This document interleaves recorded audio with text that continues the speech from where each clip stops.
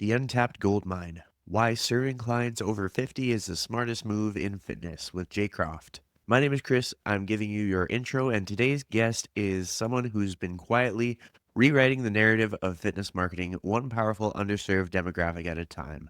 After spending decades as a newspaper journalist and corporate communicator, Jay noticed something critical. Fitness spaces were leaving out people over 50, arguably the people who need it the most and have the time and resources to invest. In this episode, Beverly dives into how Jay blends storytelling with strategy to help gyms and coaches attract and serve this often overlooked market. If you've ever felt unsure about how to work with older clients, or you've struggled to connect your message to the people who actually want your help, this episode is going to be a game changer. Let's get into it. What's up, Jay? Thank you so much for joining me on the show today. How are you? I'm great, Beverly. Thanks so much for having me. It's nice to see you. It's nice to see you. I cannot wait to dive in. I think we're going to have an excellent conversation. I think that what you do helping professionals really attract and connect and convert people who are in an older, I don't want to say older, but in the demographic. You can say older. 50. It's not a dirty word.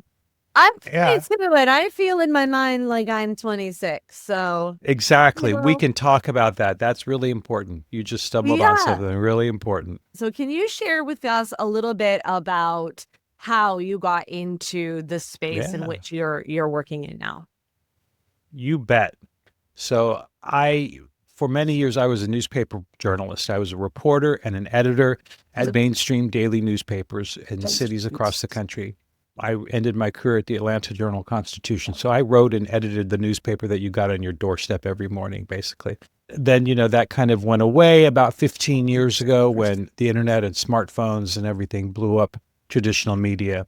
And when that happened, I guess I was in my early 40s and had to find a new way to make a living. Kind of stumbled into corporate America doing marketing and employee communications for massive, huge, multi-billion-dollar corporations based here in Atlanta, where I live.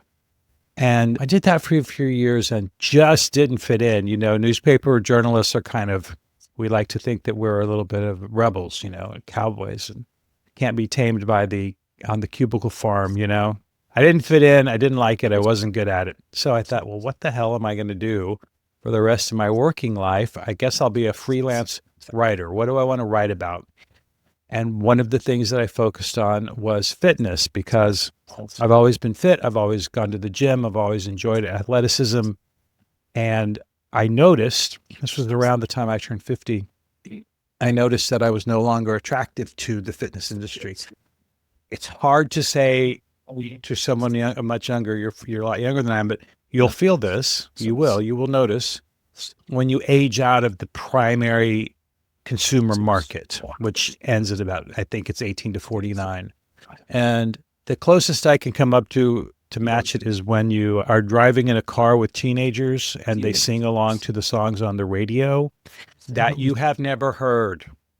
You have no idea. These are the top 10 records in the country and you don't know who the hell's singing or what the song is. And that's because you aged out of the market for pop music. And similarly, I realized that when I was aging out of the market for fitness. So I looked into it, did some research, found that indeed the fitness industry is notoriously obsessed with young people, which makes no sense to me because the baby boomers still rule the economy in many ways. And long story short, I decided to create original marketing content, sort of combining my journalism skills and my corporate communications skills into a new digital platform that I call Prime Fit Content, wherein I sell subscriptions to my content that helps gyms and trainers and other fitness professionals distinguish themselves as being capable and interested in training the older active adult. Okay, so this is just so amazing, right? Because I wouldn't say that I have necessarily aged out in terms of the fitness, yet. Right? But I definitely feel that shift. Like I feel the shift in the market space and see just by the clients that I work with, right? That, that it is, you can't deny that it is focused on a younger demographic, which is always confusing to me because it's like, wait, you're telling me that nobody wants to invest in fitness because you're talking to teenagers, when instead you need to be talking to your people who have careers. Like, Yeah. there's some dissonance here, right? But I'd love for you to kind of dive into, because I think it's clear that we have bias and we have preconceived notions and we have thoughts around and feelings around, like, what is old, what is, interpretations of what those words actually mean. So can you, and you started to dive into it a little bit just when I was talking about it. So I'd love for you to just unpack your perspective for me and for the people listening. Sure. Happy to. Let me, before I get into all that, I want to make clear that this is not about being nice. This is not about being positive in the world. This is not about helping little old ladies feel better about themselves. I mean, if you do all that, that's great. But the primary motivation, and if this is crass or too vulgar or whatever, sorry, but the primary motivation should be that this is where the money is. This is a huge economic opportunity for anyone in fitness. And if you're missing out, you're missing out by choice, because you're choosing to turn a blind eye to this incredible historic economic opportunity. Okay, so that got that out of the way. The thing about aging, like you said, is it wrong to say, I don't want to call people older? I don't mind the word older. It's not insulting. I mind it because it's not clear. And as a communicator, that we need to be clear in our word choice. So I'm 61, you're 42. We're different generations. I could basically be your father, right? And people who are the age of my parents are still living and active. So a 17-year-old might look at you and say, oh, she's an old lady. Well, are you? I don't know. So the point is, the word old, older, whatever is meaningless. So I say, for my business and promoting my business, Prime Fit content, that I help gyms and fitness professionals reach more people over 50. That doesn't mean that you shouldn't be interested in someone who's 47. That's not what I'm talking about. It's just, I like to give that cutoff point, because that describes the point in life that we're talking about. Women have gone through menopause, or they're about to. Men are noticing that their midsections are getting thicker. Everybody's starting to feel those aches and pains. Maybe you might need to start going on medication or talking to your doctor about a hip replacement, something like this. These common things, right? So our bodies are changing. And in addition to that, we might still be working. A lot of people are still working at 50 and 60, still very ambitious, still very driven. So we can't ignore that. We can't pretend that everybody's retired. But either you're close to retirement, or you have retired, or it's on your mind somehow in a way that it wasn't when you were 22. So your kids might have moved out. You might be thinking about the next 30 years of your life in a different way. So you've got these body changes that happen, and then your situational changes that are happening in your life as well. So there's a lot going on in life right around 50. And that's why I kind of picked it, I think, because you can put your finger on that. You said, I'm 42, but I feel like I'm 26. Everybody does. No, seriously, there are studies. There have been studies about this. You ask someone who's older, and it's always someone who's 8 to 12 years older than the person you're asking. So, my mother, who died a couple of years ago, she was 87. She would refer to Mrs. So-and-so, that old lady down the street. Well, because Mrs. So-and-so was 90 or something, right? So to my mother, who was 80, that was the old lady down the street. And that's very common. I'm 61. I kind of feel like 48, 52. Like, I don't think I'm 26 by any means, but 61, golly, my dad was dead by the time he was 61. And men of his generation didn't live the way that men of my generation live. And it's just a whole different can of worms, isn't it? So it's interesting to say older, aging, retired, golden, silver, or worse, oh, they're so cute, right? Don't call an older person cute. That's ridiculous.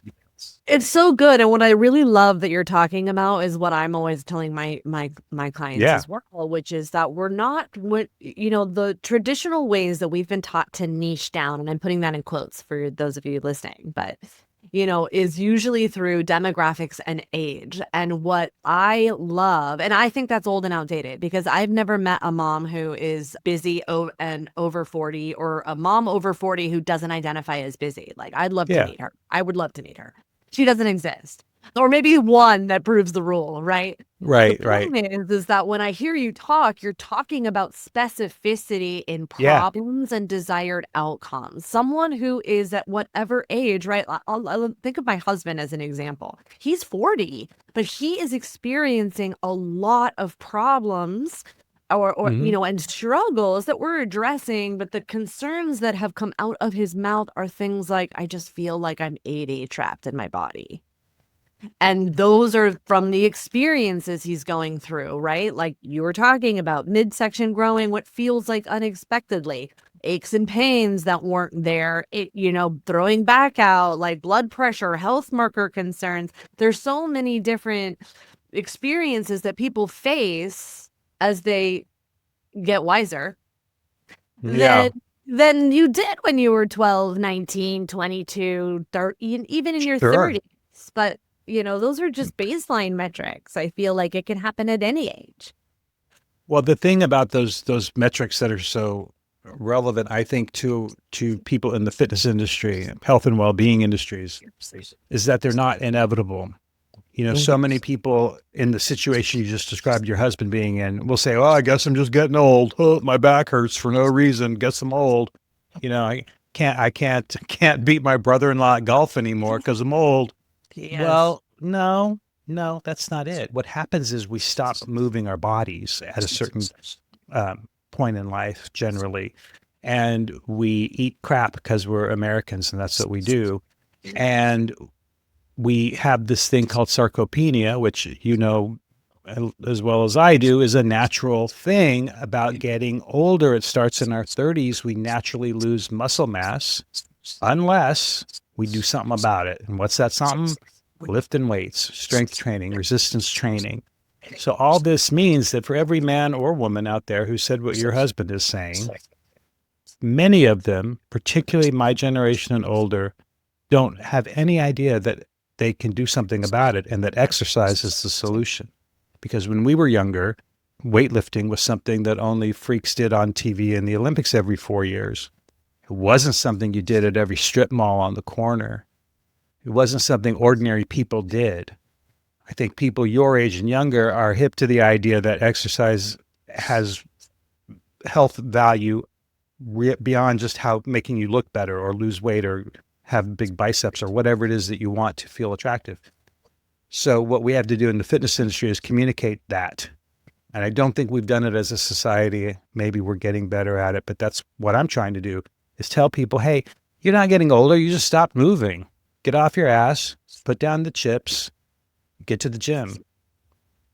Yeah, and I think there's two things here, right? There's two facets that I think is really important for you as a coach who's listening, is number one, you have a demographic of people. It's so easy to think, oh, everyone knows this, but you are looking at it through a lens of 1% of your community that the algorithms are showing you.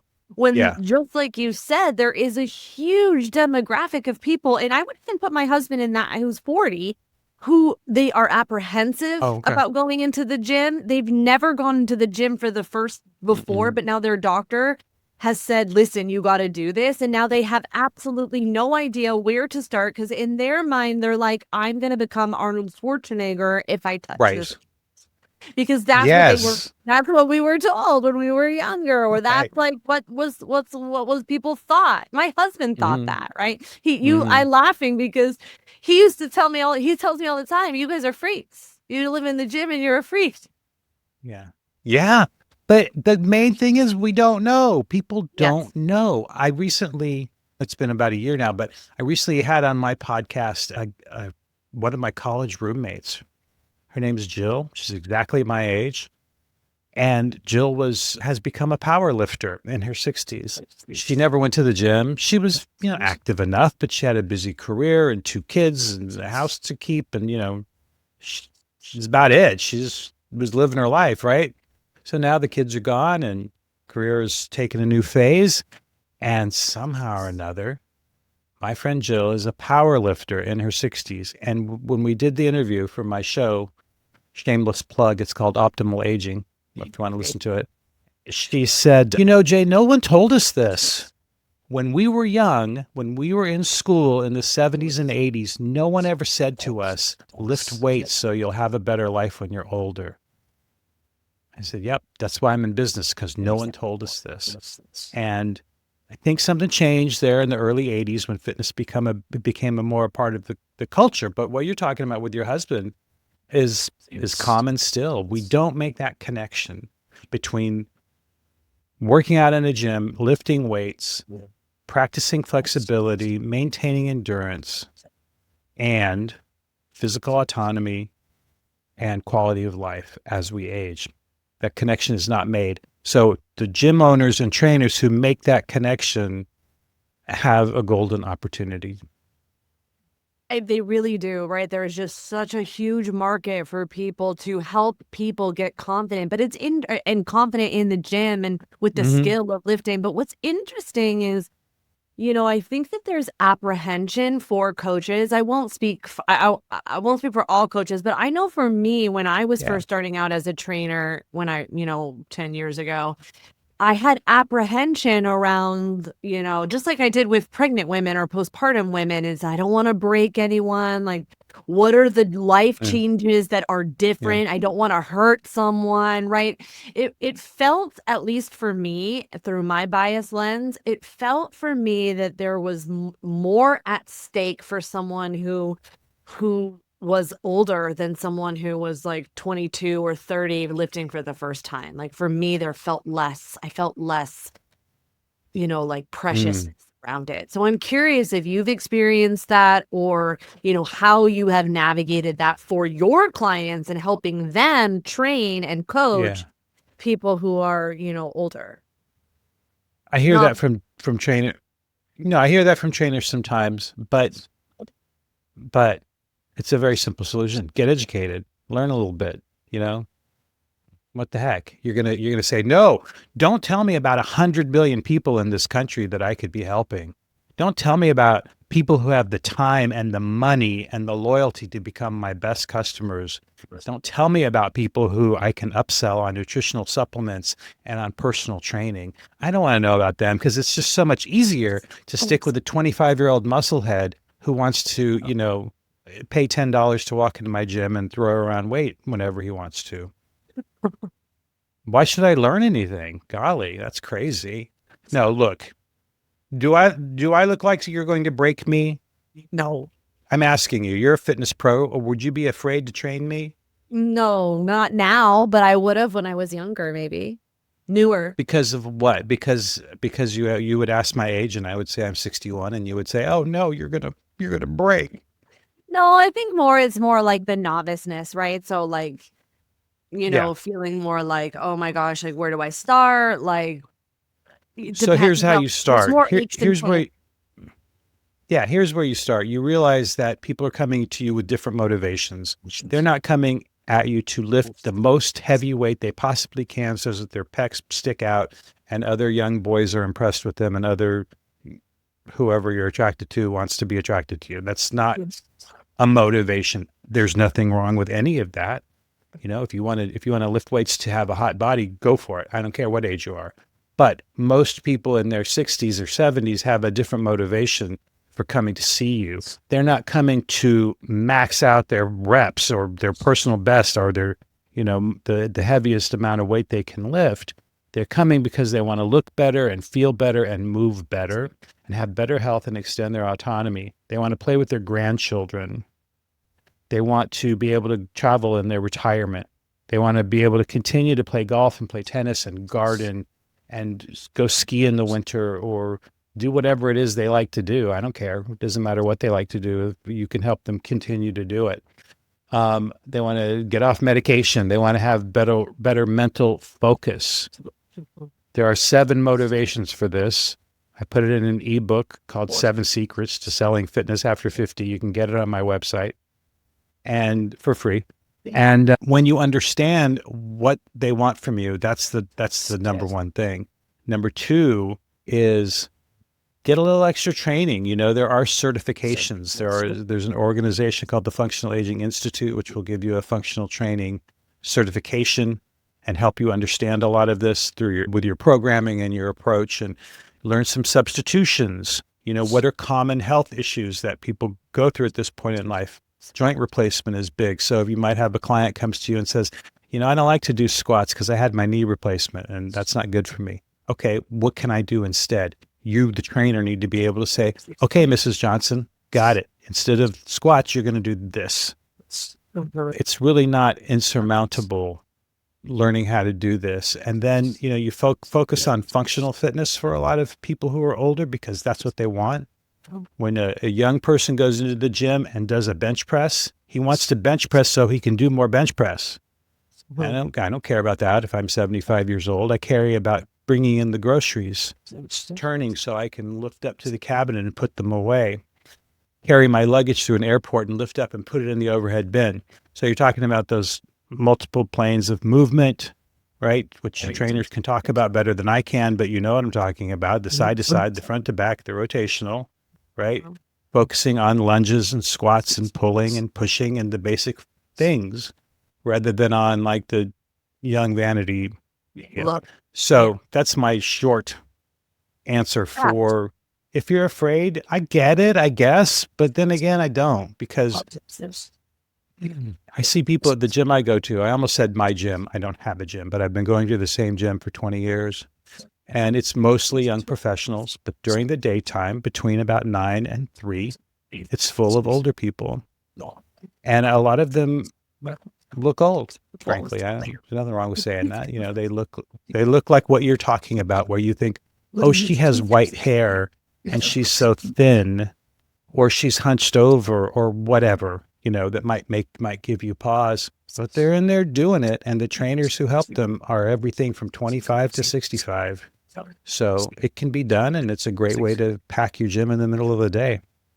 Yeah. So, with that said, since you are helping create content for these types of gyms, what are some of the messaging components that you see a lot of gyms make the mistake of creating and missing the mark when trying to connect with this demographic of people in their neighborhood?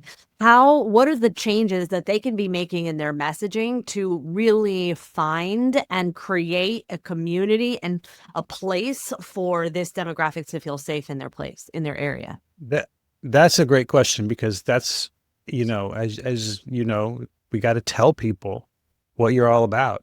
Otherwise they won't know. If I build it, they will come might have been great in a fantasy movie, but it doesn't have any bearing in reality, right? Field of Dreams makes me cry too. Come on. But it doesn't have anything to do with opening a business. So if you open a business, you're in business to solve someone's problem. And you have to let those people know that you're there, that you can solve their problem, and that you're qualified to do it, and that you're going to be a good experience for them, a good value. You're going to give them the results that they want and the experience that they want. So you need to communicate that. I advocate doing that in 3 primary platforms. None of them involve spending a lot of money. I don't think that's necessary. And those are social media, of course. For this market, we're talking mainly Facebook, a little bit on Instagram too. Instagram's coming up, but still Facebook is far and away the dominant social media platform. So I don't think you have to worry about TikTok or anything new that comes along. You can, I'm not saying don't do it, but if you want to reach this market, you have to be on Facebook, period. And then you need to update your website with blog material. Once a week, once every 2 weeks. You need to regularly, the keyword is regularly, post good, fresh material on your website. And the best way to do that is through a blog. And your website needs to state clearly on the homepage above the fold that you are in business to help people who are over 40, over 50, over 60, women after menopause, men after retirement. I don't care, people over 70, whatever it is that you want, make that clear in text and in images that show the person that you want to get. And then the other thing is, probably the most important thing, is you need to have a good, constant, steady email newsletter. And I think that's even more important than social media, because you control your email newsletter list. You don't control anything on Facebook or Twitter or X, whatever it's called, or TikTok, or any of those. Those are not yours. Your email newsletter list is yours entirely, and you can do whatever you want to with it. And a great thing about quote unquote older people is we read.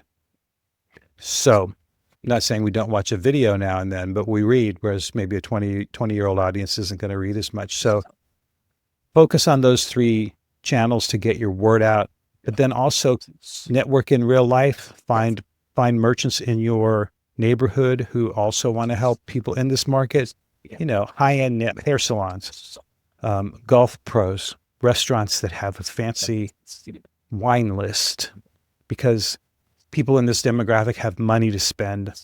And if they're going to spend money on a gym membership or personal training or small group personal training or whatever it is you offer, then they're probably also spending $150 to get their hair colored, or $100 at a restaurant for a bottle of wine, these other things. So network in real life. Don't just hide behind your computer.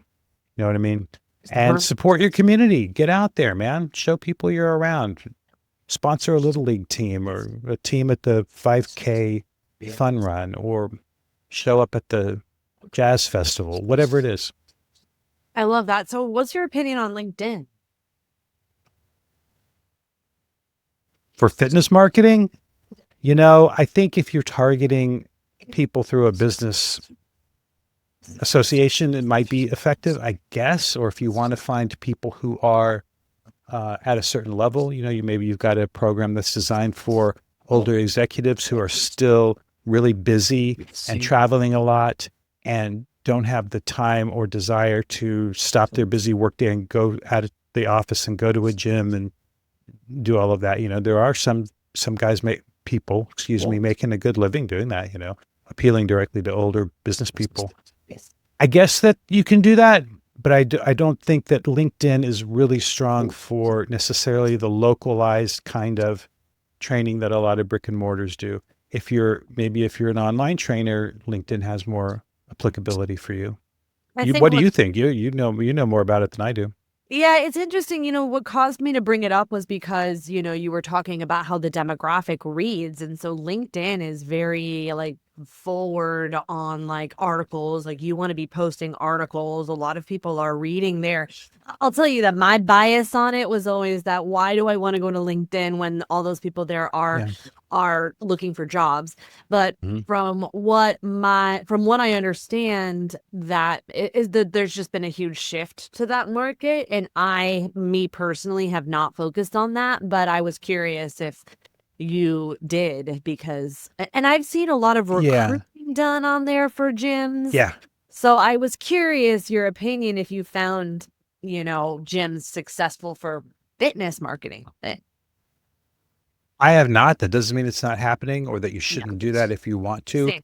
But in my experience, the gyms that I know that are successful and that use my material with the best results are on email newsletters, their website, and Facebook/Instagram, because that's just where people are and where they tend to go for that kind of thing, and where you can put up stuff that isn't career focused. Like if you're going to go on LinkedIn, then say why this is relevant for your career.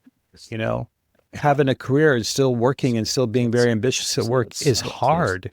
It takes time and dedication, and maybe you don't have time to eat right or exercise. And, that's a whole other niche that you could focus on. And I'm sure there's a great way to use LinkedIn to do that.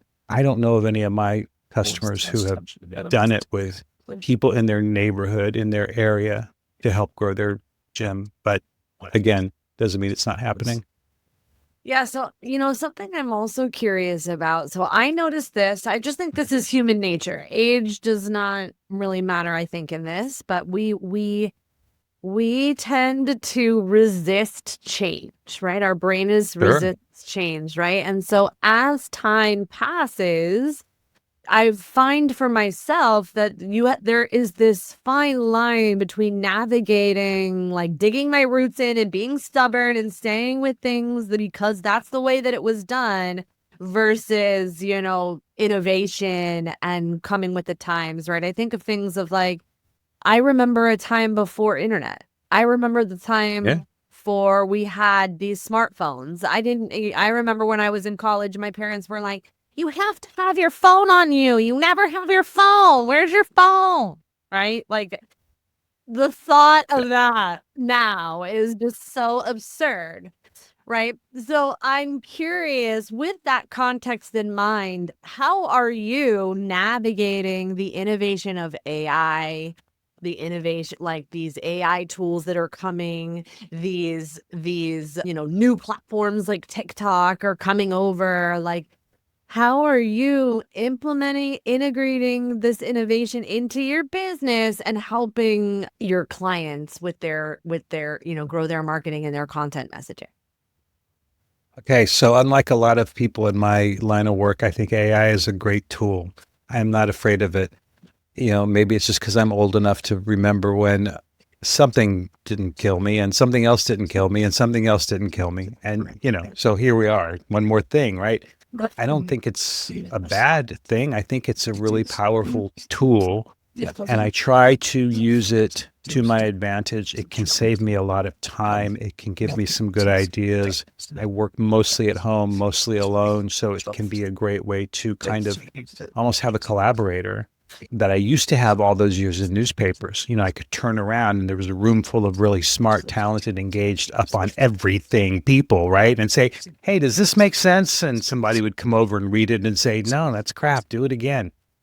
Right? I mean, I don't have that anymore. So AI can help you with those kinds of things. It can also do a lot of powerful things that I don't know how to do, like find people on LinkedIn who would be ideal customers for you. There are probably programs you can do on ChatGPT or any of them. Find my perfect person, and then it can probably do it. I don't know how to do that. But how I'm dealing with technology in general is I kind of evaluate everything that comes along and see, well, do I need to know about that? Or is that just for the kids? Is that just for advertising? Is that something that's going to be gone in 6 months? I don't jump on everything that comes along. I might check something out if I'm curious about it. And if I can see a business reason for doing it for me, not for everybody, I'm not talking about every gym owner or trainer out there, but just for me, is going to help me reach more gym owners who are trying to reach more people who are over 50. If it is, then I'll learn how to do it. It's not always easy. This is something where I feel a bit of a generational divide. It's not natural. I'm a writer. I grew up wanting to be one thing in life, and it was to be a newspaper reporter. And that was how I programmed my brain in high school and college and in my 20s. So now here in my 60s, it doesn't always work like that anymore. It's not 1980 anymore. It's not even 1990 anymore. And so my go-to is this a good story? How will it read? How can I put this word here and that word there and maybe find a picture to go with it, right? Because that's what we used to do. So I have to force myself out of that rut. Was that sometimes hard? It's not comfortable. Yeah, it's hard. It's hard. Sometimes it's not. Like I took to podcasting pretty easily. And I think that's because I'm good at interviewing people, and I'm comfortable talking to strangers and asking them questions and listening to them and helping them feel at ease. That came easily. Something that doesn't come easily to me is Reels on Instagram. I've been trying to do this more lately. I've taken a class on how to promote my business, and one of the things they want me to do is do a reel every day. Well, you could probably do a reel in 90 seconds, and I'm here taking 2 hours to do a reel. But I'm getting it. I'm learning it. I'm doing it. It's okay. I'll show you a trick, Jay. I'll show you some tricks, okay? Please do. Anyone, call me. Help me. I'm okay Boomer right here. But the point is that I don't let it stop me, because if I've learned anything in my communications career, is that the world keeps on spinning, man, and it only goes forward. It's not coming back because I feel left in the dust, or poor pitiful me, is things aren't the way they used to be, or oh, weren't the 80s great, or yet no one cares. If you want to stay relevant in today's business world, or fitness world, or whatever, then you got to learn what's going on out there and how it can apply to you. So I think AI is great for some things. It's not going to take care of all your content needs. It cannot replace what you can do for people. It cannot replace what I can do for people, but it can help us save a little time here and there, I think. Me too. I mean, the tool is only as good as the skill of the one who's using it, in my opinion. Right. So my clients and I, I'm building AI tools for my clients. Sure. Say, hey, I put this into the Chatty G, and I'll look at it and I'll be like, oh, let me show you how to do it. Let me show you how to do it, right? It's always the user, I think, right? But absolutely. And the skills that you have had as a journalist have transcended through change. I think people miss the mark in understanding the difference between what the principles are of human conversation and communication versus the tools that are going to be used to deliver the message. Yes. So if AI is a tool to help you, here's an example. Just off the top of my head, let's say that you're a gym owner out there and you want to write something for your newsletter, a short little thing about 3 reasons why women over 40 need to lift weights. Okay, go to ChatGPT or whatever AI tool you use and say, I need a 200-word article for a general audience that will tell people why women over 40 should lift weights. Give me 3 reasons, make it easy to read, go. And it'll spit something out and it'll be fine. You can use that. Okay, big deal. Yes. But it can't find women over 40 whose lives are improved because they have taken on weight training. It can't, help you understand the transformation that their lives have gone through, the emotion of their story, how difficult their situation was before they started doing this, how confusing and overwhelming it was when they started. The light bulb moment when they found their guide, who could help them, the gym owner, who could introduce them to this new world, recall the senses and the smells and the sights and the specific details of that person's journey, and then tie it all together with why it's relevant to the reader or the listener or the viewer. That's profound emotional storytelling, and it can be done in a very short number of words, a short amount of time on video or an audio clip. But to do all of that and then tie it directly to your business and your audience, can't do all that. Or maybe it can, but then you'd have to become an expert on AI and you've got a gym to run, so forget it. Yeah, for real. Or you hire someone who's going to do that. But really, it's about it, for me, just like you, that creative partner, like when you're working alone in your room or in your office by yourself and you're no longer, I need that like outside team processing, right? So I can even go to it and be like, Chatty G, I was asking you about, what was I asking you about yesterday? And then it's like, yeah. And I have multiple clients, and some clients want it this way and some clients want it that way. And, I can say, hey, I was doing that lead magnet for the people who like everything to be very scientific. Help me with, we're going back to them now. And the chat will say, okay, I'm back to that one. Ready when you are. You can go back and forth. It's really great, I think, it's been really great for me, and I don't mind admitting that. And I also don't think I guess the fear would be, okay, now that everyone has AI, does this mean that gym owners who previously would have paid me money to do their content, are they now going to think they can do it themselves? No. Short answer is no.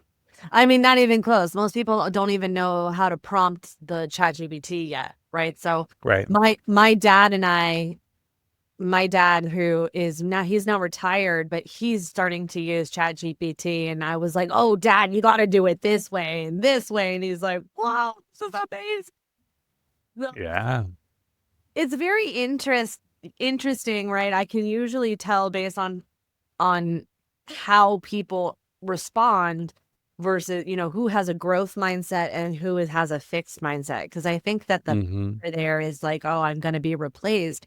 I'm not going to be needed. But most people don't even know how to prompt the tool.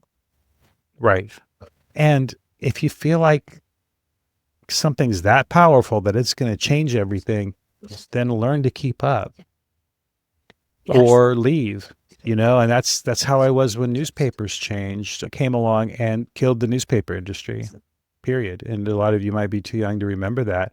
And you might say, oh, my mom still gets the newspaper, but she doesn't, I mean, it's not like it used to be, not like it was for decades and decades and decades in every city in this country.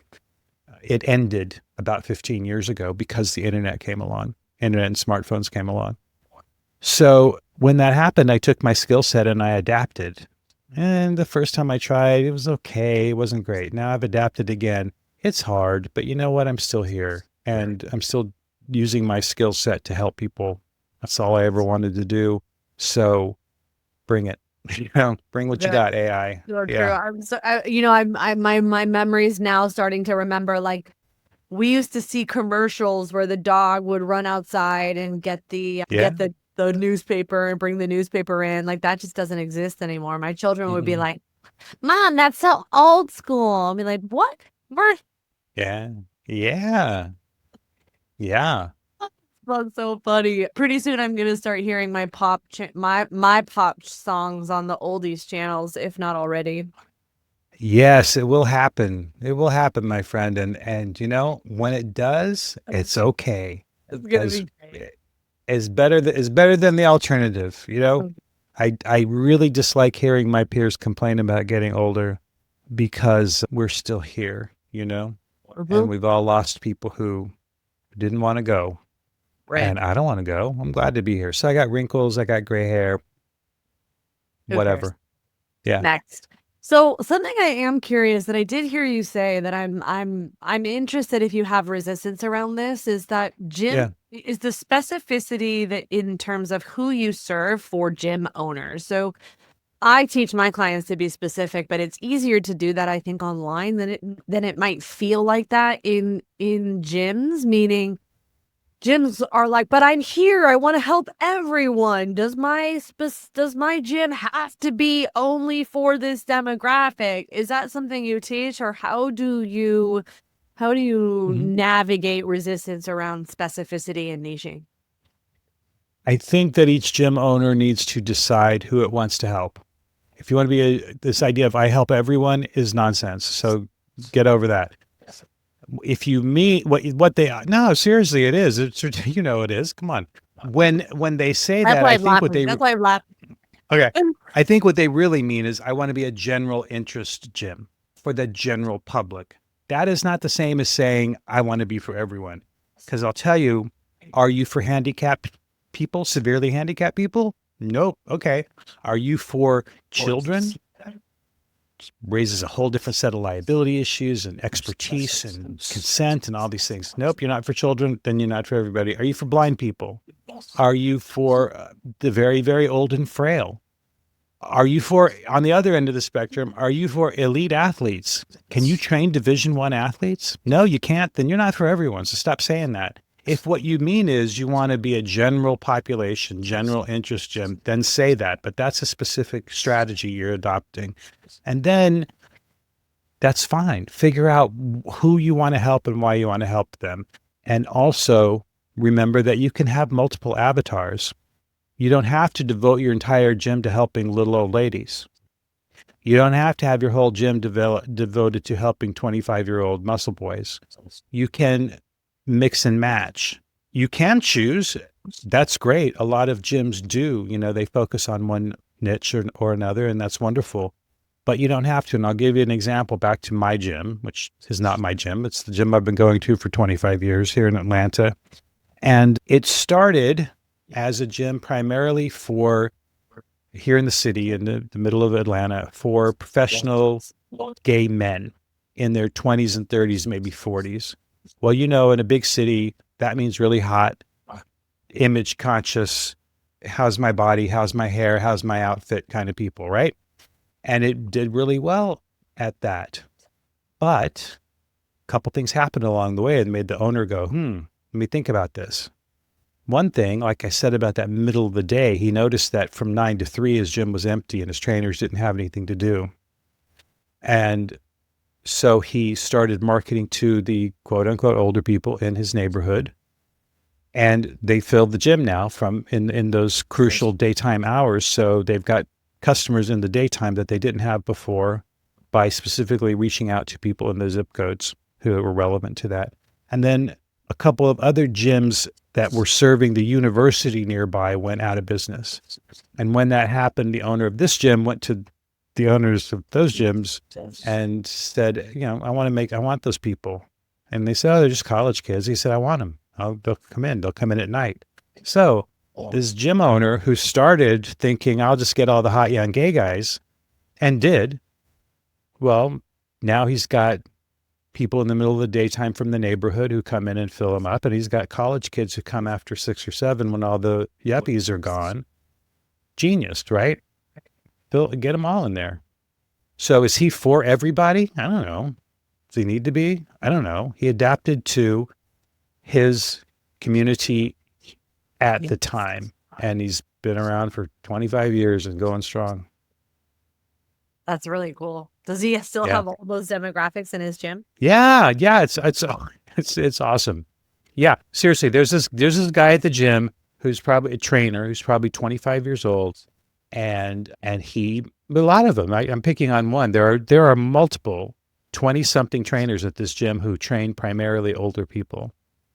And it's just awesome to see. And then I don't like to go in the evening because it's full of kids, 20-year-old bros, in pajamas and Crocs. It's like, get out of here. I don't want to be around this, right? It's doing great. Gosh, it's so funny. It's so funny. Okay, so Jay, this has been awesome, and I definitely want to be very respectful of your time. And so, sure. And we'll definitely make sure that we link up the book, and that we link up the website, and that we link up the show. So for those of you who are tuning in and want to work with you or go deeper with you, what are some of their best places that I can send them and make sure I link them in the show? Thank you very much. I appreciate that. My website is primefitcontent.com. That's prime like the prime of your life, fitcontent.com. You can go there and get my free ebook on the 7 secrets of selling fitness after 50. That'll get you on my email list. It's not spammy, I promise. You can check out my podcast, which is called Optimal Aging, and it's wherever you get your podcasts or on YouTube. And I'm on Facebook, Instagram, LinkedIn, wherever. And I would love to hear from you. You can email me at jay@primefitcontent.com. And let's talk. Would love to hear what you got on your mind. Great. I love it. So thank you so much. I really appreciate it.